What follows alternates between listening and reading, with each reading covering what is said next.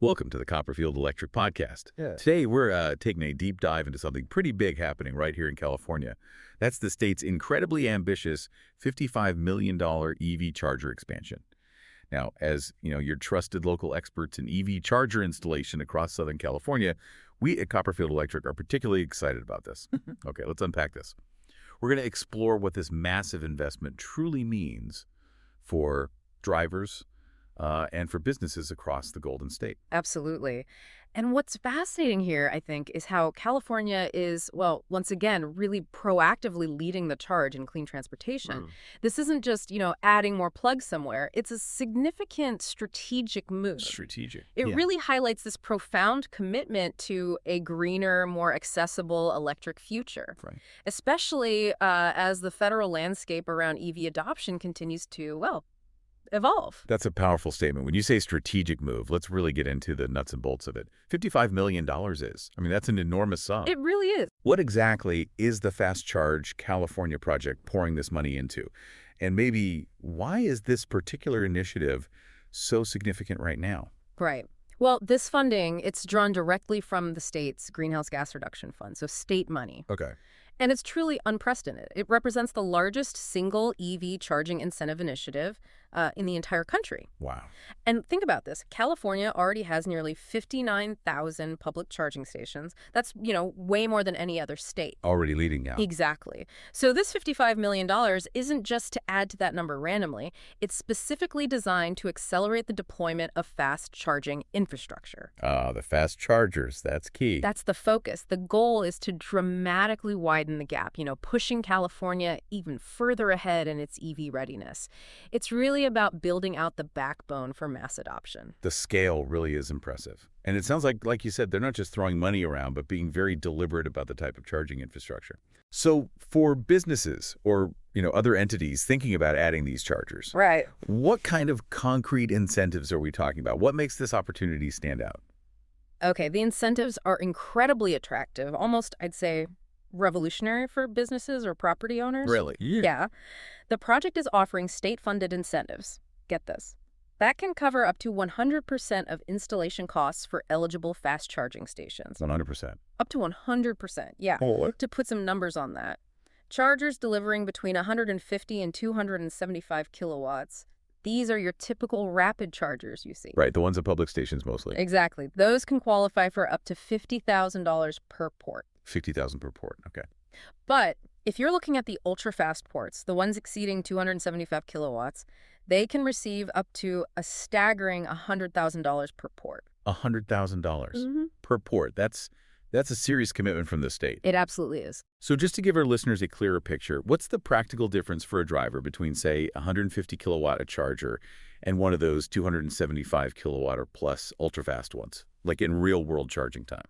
That's a crucial distinction, really important. For most modern EVs, a 150 kilowatt charger can typically add, let's say, around 100 to 150 miles of range in maybe 20 to 30 minutes. Okay, decent for a quick stop. Yeah, fantastic for a quick top-up during a longer drive.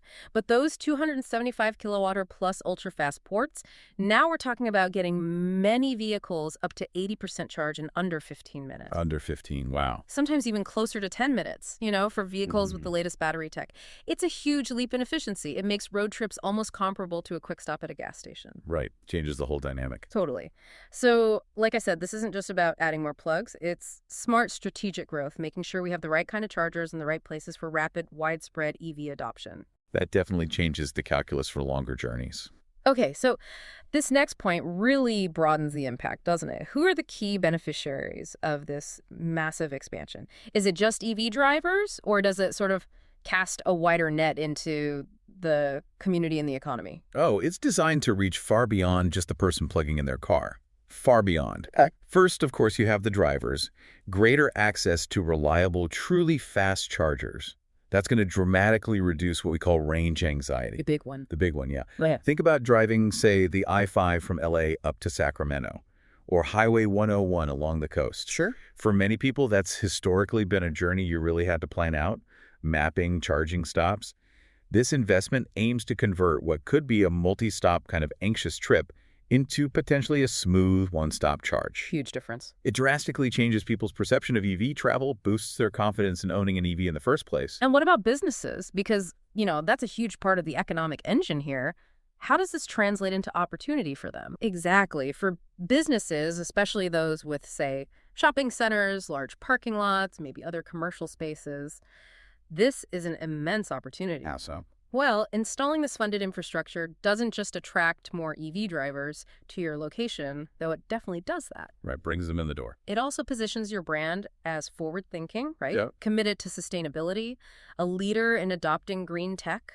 We're seeing this growing trend where EV drivers actively seek out businesses that have charging stations available. I could see that. It's a clear win-win. You attract customers, you enhance your brand image. It's becoming a competitive advantage, frankly. That makes perfect sense, attracting customers with a really valuable service. But you mentioned something else earlier about equity. How does this project specifically address that? Because that's a critical component of any large-scale infrastructure investment these days. It absolutely is, and that's a profound aspect of this initiative. It's really baked into its core.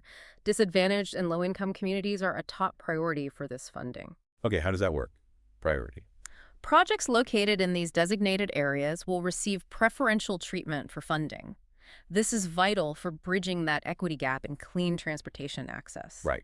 The California Energy Commission's Fuels and Transportation Division, they've explicitly emphasized the importance of inclusive access to cleaner air, access to cleaner transportation. Which is often lacking in those areas. Historically, exactly. These communities have often disproportionately faced higher exposure to pollution from traffic and industry.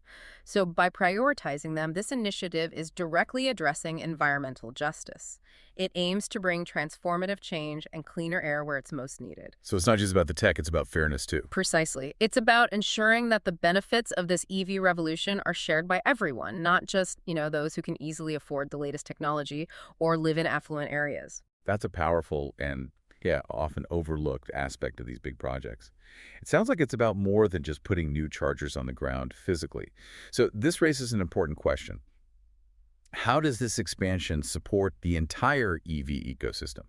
Beyond just the new chargers, what kind of systemic benefits are we looking at? Yeah, it absolutely is about the broader system. This initiative, it operates within and actually strengthens the larger California Electric Vehicle Infrastructure Project, known as CAVIP. CAVIP. Okay, heard of that. Right. It's a crucial framework. It's administered by the Center for Sustainable Energy. And CAAVIP basically works hand in hand with local agencies, with utilities, to streamline everything. Streamline. What does that mean in practice? Well, think about permitting, funding applications, even the ongoing operations of EV chargers throughout the state. Before CAVIP, a business or an installer might have faced this dizzying maze of local permits, separate utility approvals for electrical upgrades, different funding applications from different places. Yeah, it's like a nightmare. It could be. CLAVIP aims to create a much more unified, transparent process. It significantly cuts down the bureaucratic hurdles. It speeds up project completion by providing clearer guidelines and often a more centralized application process. Makes it much easier for businesses to actually access these funds and get chargers installed quickly. Okay, so less red tape. That's a huge benefit for anyone trying to actually do this. Absolutely huge. And what about compatibility? We hear a lot about different charging standards for different cars. Tesla has one, others have another. It can be a real headache for drivers. How does this program handle that? That's a great question about interoperability, and the program is designed to be highly inclusive on that front. It explicitly supports the North American Charging Standard, or J3400. J3400, that's the Tesla one, basically. NACS. Essentially, yes. The NACS connector standard. This is a massive step towards standardization, meaning, the vast majority of new EVs will eventually adopt and use this standard. Okay, so good for the future. But, and this is critical, the program also requires at least 50% CCS compatibility at these new stations. CCS, the other main standard. Right. So this dual approach ensures that current non-Tesla EV owners, folks who might have cars using the older CCS standard, they aren't left behind. That's smart. It really is. It's about building a truly universal, you could say future-proof network that serves all EV owners, regardless of their car's brand or where they are in their EV journey. That's a relief for drivers, for sure. knowing they won't likely pull up to a new station and find it totally incompatible. Exactly. Reduces that friction. And where are these new chargers primarily being placed? Are they just going into downtown LA and San Francisco, or is the reach wider? Are they truly making EVs viable across more of California? Yeah, the initiative has a very strategic geographic focus. It goes well beyond just the major urban cores. Yes. While, yes, major city centers will certainly see expansion, there's a strong emphasis on placing chargers in, say, parking lots of shopping centers, gas stations, rest stops across the entire state. Ah, so more accessible locations for travelers and suburban folks. Precisely. This approach makes it significantly easier for drivers in rural and suburban areas to make that transition to EVs. It helps build out a truly comprehensive network. Right. It's about creating that seamless, reliable charging experience for everyone, no matter where they are commuting or traveling in California. Less anxiety about road trips, less anxiety about daily commutes, even if you're not in a dense city. That really helps tackle that concern that EVs are only practical in, dense urban areas. Yeah. That's been a barrier for a lot of people. It's making them potentially viable for a much larger chunk of the population. That's the goal. So, okay, bringing it down to the ground level, what does this all mean for property owners, maybe retail managers, or even homeowners who are thinking about going electric or installing chargers? What are the actionable opportunities right now? Okay. For businesses, the absolute top priority, swift action. Swift action. This funding is available on a first-come, first-served basis, and the application window is quite specific.